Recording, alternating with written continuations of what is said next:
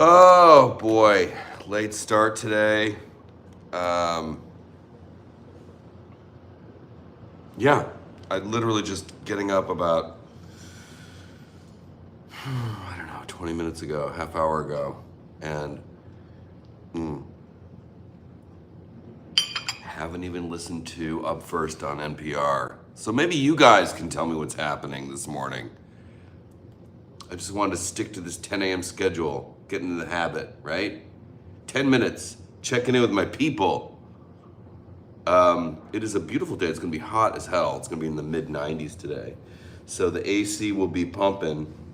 And what else is going on? Friday, couple of things. There are some things. Couple of things happening this Friday. First of all, I am Kara Swisher's guest co-host for Pivot for Scot-Free August for this Friday's episode. We're recording tomorrow.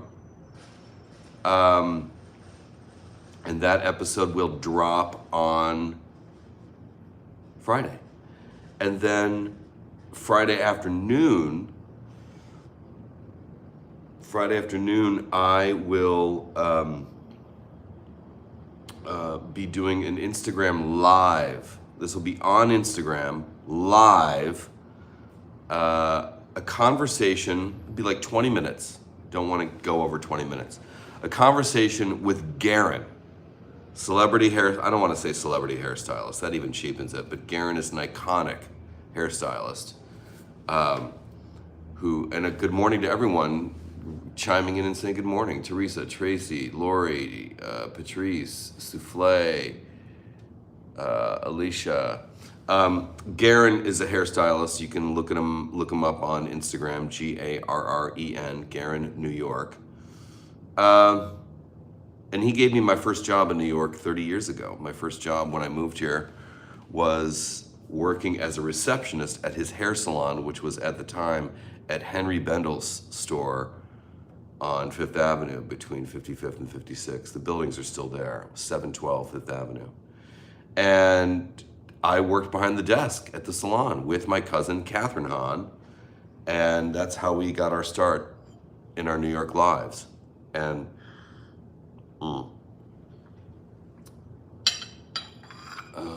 the CEO of Telegram has been released from custody. Okay. Interesting that a tech CEO is finally facing consequences. I love a perp walk. Anyway, Garen gave me my first job, and my introduction to New York was very heady, very high fashion. A lot of supermodels at the time. This is 1994, 95, 96, like Linda Evangelista, Naomi, Christy, all of them. And Madonna, because Garen does Madonna's hair for her album covers. He did her hair for the Sex Book, the Versace ads, the Dolce & Gabbana ads. He's done so many. Garen's career is kind of amazing. Anyway, he's been at the epicenter of high fashion and style for so many years. And so I thought it would be fascinating to talk to Garen about just do sort of like a limited little series of live videos on Instagram. Maybe we'll do them every Friday. Our first one is this coming Friday at 3 p.m. on Instagram. Talking about style in politics. And our first chat, I should say, this Friday will be about Kamala Harris. We're going to talk about the Kamala moment, how I think she looks fantastic. I love the look that she's kind of fallen into. I think she's always had the look, but it's gotten more refined, it feels like, now that she is in such a hot spotlight. And since she became VP, really, the pantsuits are very tailored, slim on the upper leg, and then we kind of flare it. It's 70s, it's like a disco, Saturday Night Fever disco suit without being too cartoonish. It's very tailored and refined. It's powerful. We got a fat lapel. The shoulders are big, but not 80s Dynasty ridiculous big. Yeah. Anyway, we're gonna talk about Kamala. I don't want to spoil it. I really want to let Garen talk because he's the one who's been around this. We're gonna talk about Kamala. I hope we get to talk around to on another episode. We're going to focus on one person per episode. And just what it means, because it is important. How things look politically is important, whether you want to face that fact or not. We are humans, and the animals that we are, we respond to visuals. That's just how we are. Love it or hate it. So we have 5 minutes left. Brentwood. Hello, California. And then, of course, oh my God, excuse me. I have no idea what I'm talking about on Pivot with Kara. All I know is that I have guest co-hosts. Does that make sense? I have co-hosts. Co-guest co-hosts. Yeah. And they are the Swishers. Jeffrey Swisher, Dr. Jeffrey Swisher, who is Kara's brother. He is an anesthesiologist, brilliant. And the other is Kara's son, her eldest, Louis, who's a smart, like Louis is one of those brains that gives you hope for the future. He's a smart kid. So Lori Colt, let's see, I know this sounds cheesy, but last night I listened to the Swifties for Kamala Zoom call, amazing, organized, oh good. Raised $15K with $22 donations. Oh, that's great. Love it. Love to hear it. That's not cheesy at all. The object is to keep up the momentum. The Kamala momentum. That's not cheesy at all.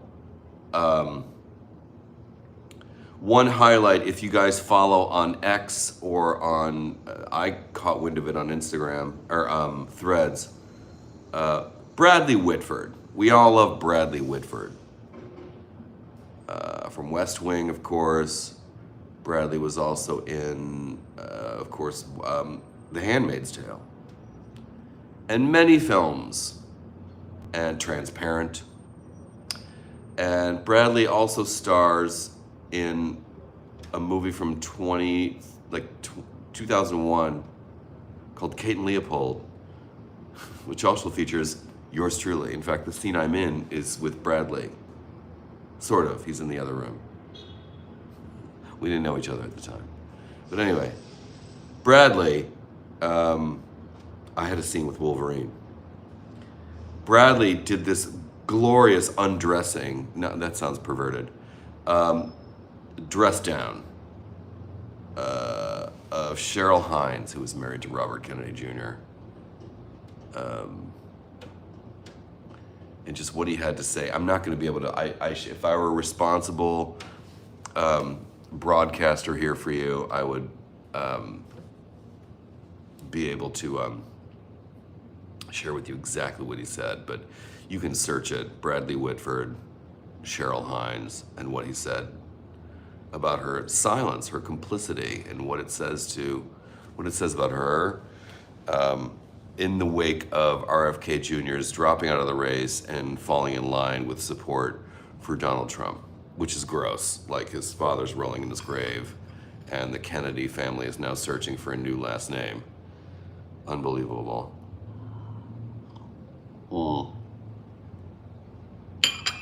Thank you for the donation. Let's see. Thank you, La Rafa. So go look at what Bradley said. It's terrific. That's kind of great.